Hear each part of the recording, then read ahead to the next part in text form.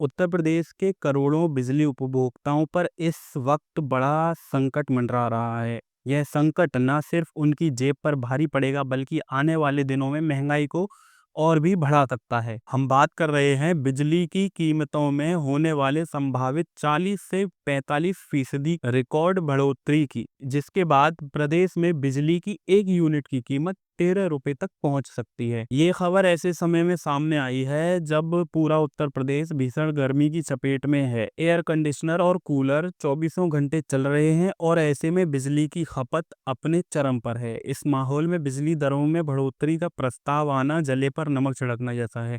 आइए विस्तार से समझते हैं कि आखिर क्या है पूरा मामला और इसका आप पर, किसानों पर और छोटे व्यापारियों पर क्या असर पड़ेगा। इस बढ़ोतरी का प्रस्ताव उत्तर प्रदेश राज्य विद्युत उपभोक्ता परिषद ने उत्तर प्रदेश विद्युत नियामक आयोग को सौंपा है।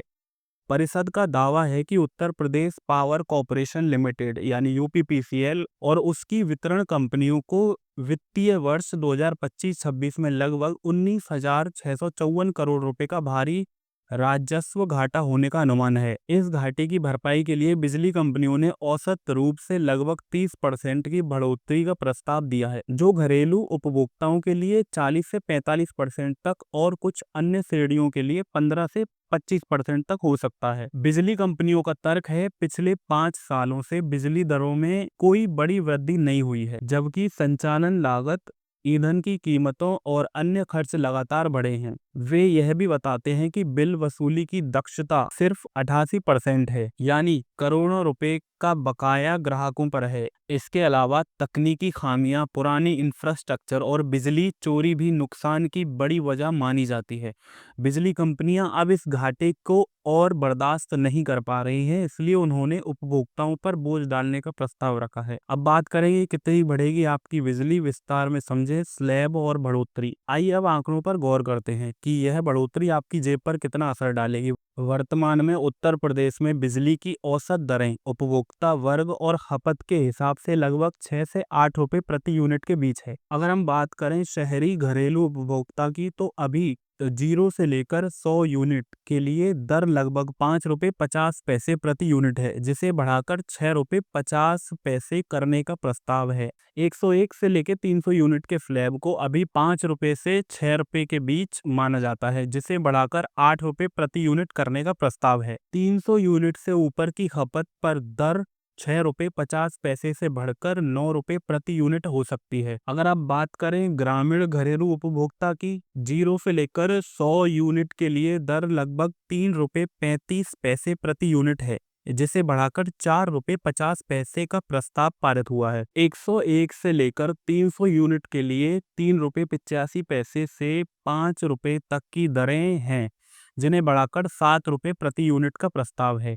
300 यूनिट से ऊपर पर दर 5 रुपए 50 पैसे से बढ़ाकर 8 रुपए प्रति यूनिट हो सकती है। बीपीएल उपभोक्ताओं के लिए अभी 100 यूनिट तक का 3 रुपए प्रति यूनिट की दर है, उसे बढ़ाकर 4 रुपए प्रति यूनिट करने का प्रस्ताव है।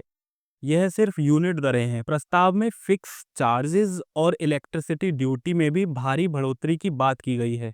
अगर आप बात करें शहरी क्षेत्रों में फिक्स चार्ज, तो 110 रुपए प्रति किलोवाट से बढ़ाकर 190 रुपए प्रति किलोवाट करने का प्रस्ताव है। और वहीं बात करें ग्रामीण क्षेत्रों में फिक्स चार्ज की, तो 90 रुपए प्रति किलोवाट से बढ़ाकर 150 रुपए प्रति किलोवाट करने का प्रस्ताव है। जब इन सभी शुल्कों को जोड़ा जाएगा तो शहरी इलाकों में उपभोक्ताओं के लिए प्रभावी दर 12 से 13 रुपए प्रति यूनिट तक पहुंच सकती है। यही कारण है कि उपभोक्ता परिषद ने 13 रुपए प्रति यूनिट होने की आशंका जताई है।